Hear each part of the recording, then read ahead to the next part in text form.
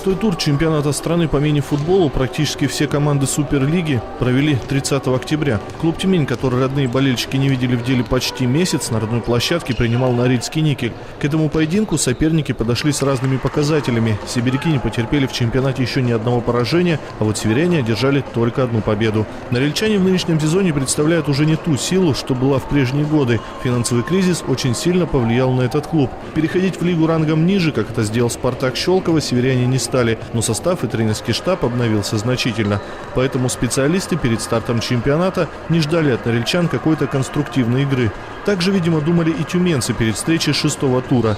Не смог принять участие в этой игре Шуша, у которого небольшое повреждение, зато восстановился Афранио и вернулся из сборной Вандер Кариока. Как показал первый тайм, гости оказались готовы к активному прессингу тюменцев. На перерыв хозяева площадки ушли неожиданно для всех, уступая со счетом 0-2. Причем оба мяча влетели в ворота после их собственных ошибок. Кто-то думал о чем-то, а Норильск буквально переиграл просто нашу задумку и все.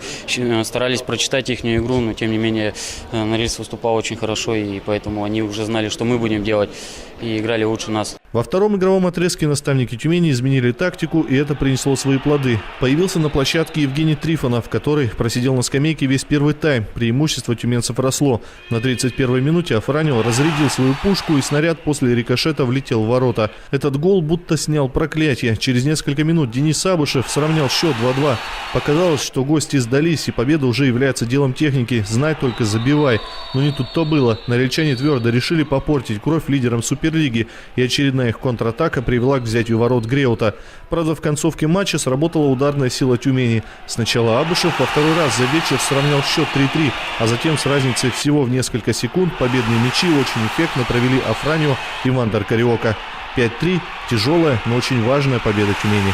Я уверен в том, что просматривают наши матчи, просматривают наши действия и смотрят уже каждого игрока индивидуально, его действия. И я думаю, они подходят уже как бы готовы к нашей игре, и поэтому нам тяжело вскрывать их оборону и действовать против них, вот, когда они садятся на 10 метров. Тем не менее, мы стараемся что-то придумать, и пока у нас получается. Хотел бы поздравить с победой. Тюмень заслуженной победой. Вот. Желания у команды много, мастерства достаточно. Ну и болельщики очень сильно помогают, город переживает. Я думаю, что стыдно играть, если плохо играть при таких болельщиках. Поэтому команда играла достойно, мы старались. Где-то нам, наверное, опыта не хватило, может, где-то не повезло. Все-таки моменты забить у нас были. Так что все понравилось, встретили хорошо. Игра-то была, я думаю, зрителям тоже понравилась. Веселая игра, я думаю, такие игры, наверное, повышают популяризацию мини-футбола в стране. Следующим соперником тюменцев станет «Динамо-2». Эта встреча состоится 5 ноября, а затем наступит пора очень важных поединков с главными конкурентами в борьбе за медали. Николай Тогачев специально для Ассоциации мини-футбола России.